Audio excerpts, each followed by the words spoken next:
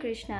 2026 16ই জুলাই বৃহস্পতিবার রথযাত্রা। জগতের পিতা জগন্নাথ সমস্ত পাপী তাপীদের উদ্ধার করার জন্য এবং আমাদের কৃপা দেওয়ার জন্য তিনি রাজপথে নেমে আসেন। আমরা এতই পাপী তাপী যে ভগবানকে দর্শন করার মতো ইচ্ছাও আমাদের নেই, তাই আমরা গিয়ে ভগবানকে দর্শনও করি না। কিন্তু ভগবান এই রথযাত্রার সময় আমাদের সবাইকে কৃপা করার জন্য রাজপথে নেমে আসেন। কেউ যদি এই রথযাত্রার সময় ভগবান জগন্নাথ দেব, সুভদ্রা মহারানী এবং বলরামজির রথ দর্শন করে, তাহলে কিন্তু তাকে আর পুনর্জন্ম হতে হয় না। আবার কেউ যদি এই রথের দড়ি স্পর্শ করে, তবে তার অনেক পুণ্য লাভ হয় এবং অনেক পাপ ধুয়ে যায়। আবার শাস্ত্রে বলা হয়েছে, কোনো স্ত্রী বা কোনো নারীরা যদি এই রথের দড়ি স্পর্শ করে, রথের সাথে হাঁটে, তাহলে সে তার 3টি কুল উদ্ধার করতে পারবে, অর্থাৎ তার মাতৃকুল এবং তার পিতৃকুল এবং তার স্বামীর কুলও কিন্তু সে উদ্ধার করতে পারবে।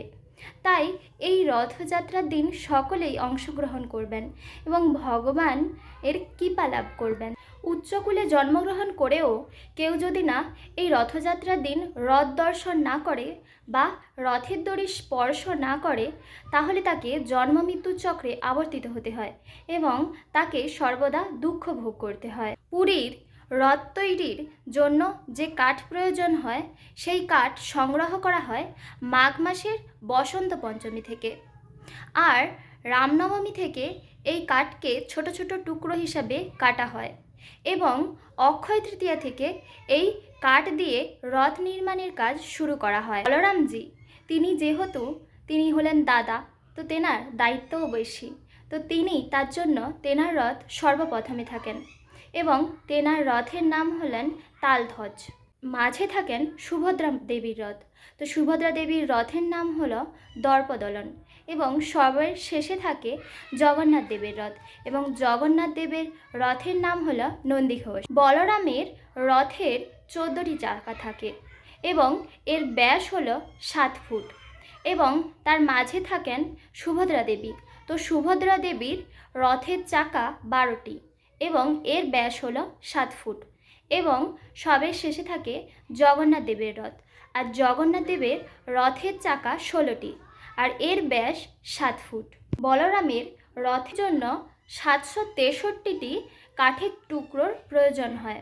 সুভদ্রা মহারানীর রথ তৈরির জন্য কাঠ লাগে 593টি এবং জগন্নাথ দেবের রথ তৈরির জন্য কাঠের টুকরো লাগে 832টি। বলরামের রথের রক্ষী হিসাবে থাকেন বাসুদেব এবং সুভদ্রা মহারানীর রথের রক্ষী হিসাবে থাকেন জয় দুর্গা এবং জগন্নাথ দেবের রথের রক্ষী হিসাবে থাকেন গরুড়দেব। বলরামের রথের সারথি হল মাতালি, সুভদ্রা দেবীর রথের সারথি হল অর্জুন এবং জগন্নাথ দেবের রথের সারথি হল দারুক। বলরামের যে রথের পতাকা রয়েছে তার নাম উন্নয়নী এবং সুভদ্রা দেবীর যে পতাকা রয়েছে তার নাম নদম্বিকা। জগন্নাথ দেবের যে পতাকা রয়েছে তার নাম হলো ত্রিলোক্য মোহিনী। বলরাম দেবের রথের 4টি ঘোড়া এবং ঘোড়ার রং ছিল কালো। এই 4টি ঘোড়ার নাম হলো তীব্র, ঘোড়া, স্বর্ণনাম এবং দীর্ঘ শর্মা। এবং সুভদ্রা মহারানীর 4টি ঘোড়া এবং তাদের রং হলো লাল রং। তাদের নাম হলো রচিক, মরিচ, জিত এবং অপরাজিত। সর্বশেষে হলো জগন্নাথ দেবের রথ, আর জগন্নাথ দেবের রথের 4টি ঘোড়া। এই 4টি ঘোড়ার রং হলো সাদা এবং এই 4টি ঘোড়ার নাম হলো শঙ্খ, শ্বেত, হরিদ্রাক্ষ এবং বলহ।